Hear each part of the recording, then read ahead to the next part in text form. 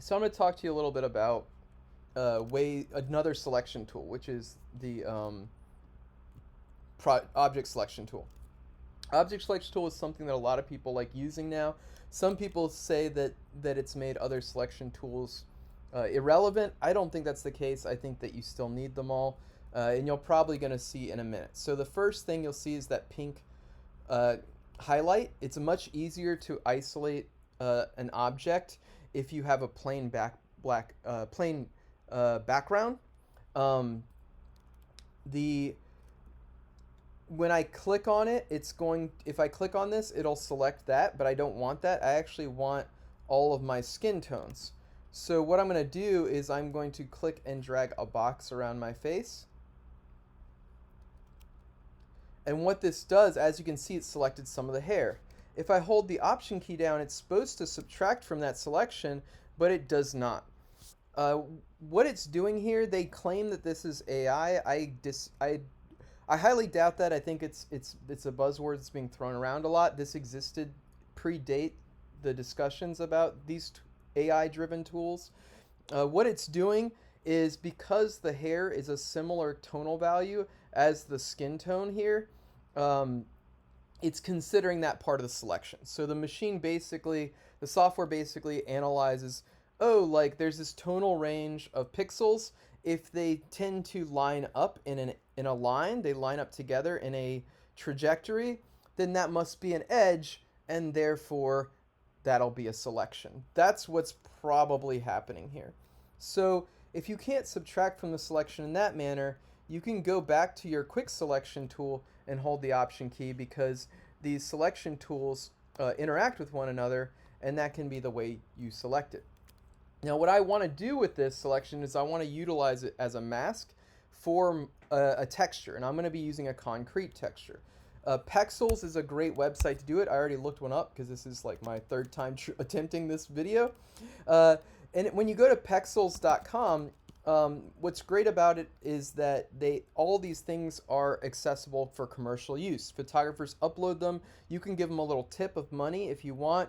I'm assuming that these are projects that the photographers uh, didn't use or didn't get used, and this is a way to have somewhat of a passive income. I'm going to type in cracked paint texture. And with that, I get some, oops, clicked a button, but I can select something that I like. Once you click on something that you like, um, you can click download and then drag that downloaded file. In this case, I already downloaded something, so I'm going to stick with that one, over the Photoshop icon, and here it is. To move this from one image to another, I can do one of two things. I can go to Window, Arrange, to Up Vertical, and I can click on this layer and drag it over to my document, or I can hit, and I'm going to have to reselect because maybe I can undo. I'm going to hit Command A on this layer, Command C to copy. Command A selects all, so it's selecting everything on the page. Command C just copied it.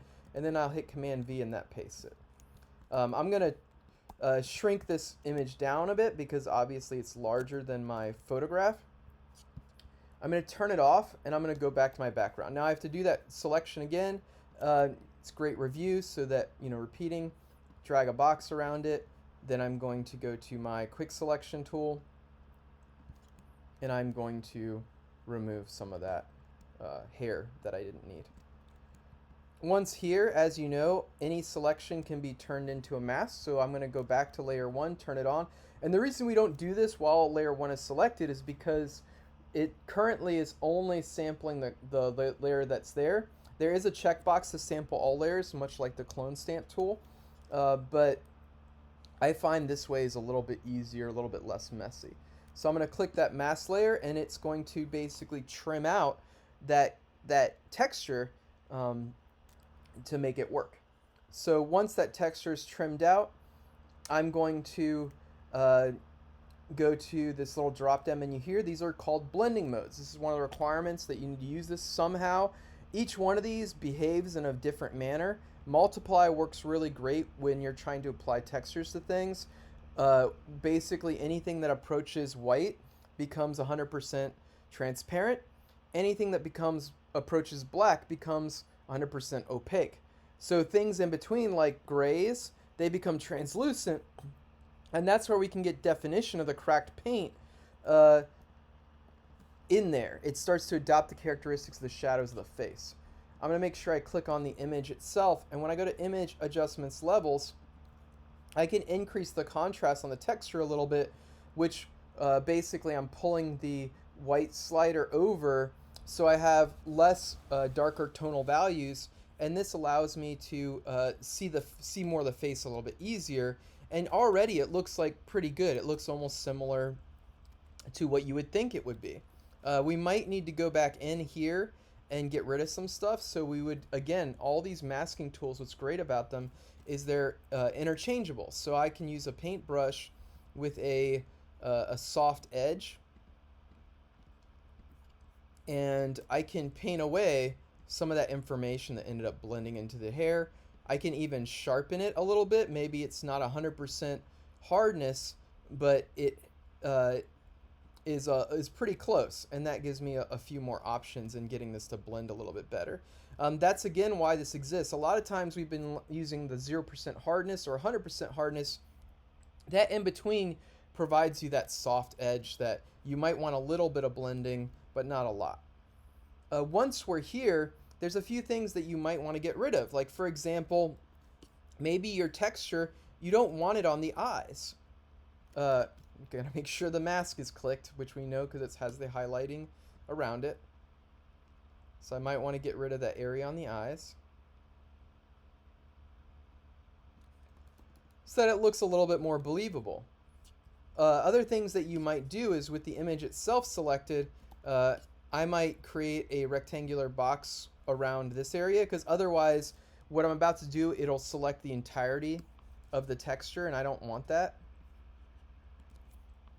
And then I'm going to go to Edit, and I'm going to use Transform Warp. The Warp tool creates this grid-like system, and I can pull parts of the image so that it warps and distorts a little bit closer to the way that perhaps my face shape is, to the behavior of that. And that'll help it look maybe a little bit more believable on top of my face. When you're ready, you can hit enter, but they also have these really cool options where you can add additional cross sections in areas to be a little bit more calculated. So like I might want to be a little bit more calculated around like the eyelid or something of that nature. Gives you an idea about that. I'm going to hit return. Another thing is something that we've already discussed, which is the liquify filter. If I go to the liquify filter, hit OK, because that's just saying that I can't do the facial recognition because it's grayscale. I'm going to check show backdrop, and I'm going to increase the opacity of it so I can see what I'm doing a little bit better.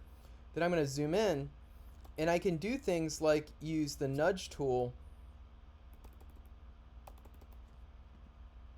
to do things like push in some of the image, push out some of the image. And this is where it's a little bit different than just making the eyes look like they're bugged out or something. This is where we can get textures to look a little bit more like they wrap around parts of the face. Now they might be subtle, but they can be important in making it feel a little bit more believable. It also might mean like moving some things around so that you have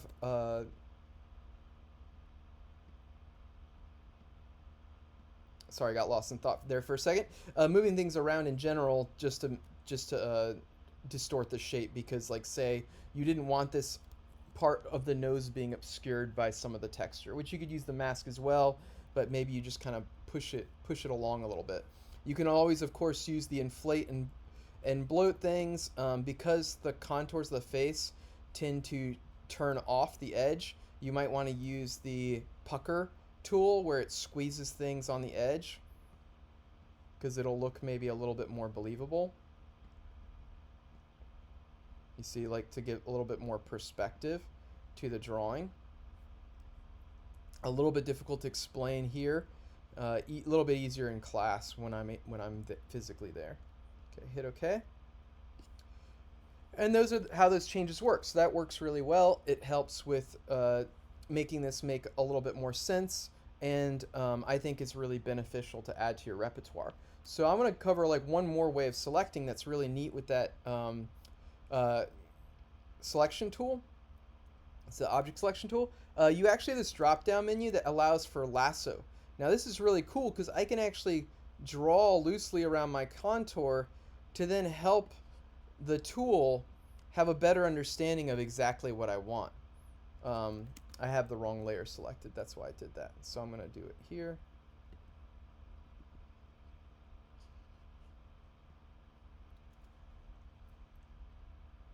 And you see that kind of like helped it do a little bit better of a job. It did catch some of the hair again because, again, my hair's starting to gray. It's getting in monochrome, and with the lighting it's starting to get a little bit closer to the tonal value of my skin. But yeah, hopefully that helps, and I'll see you in class.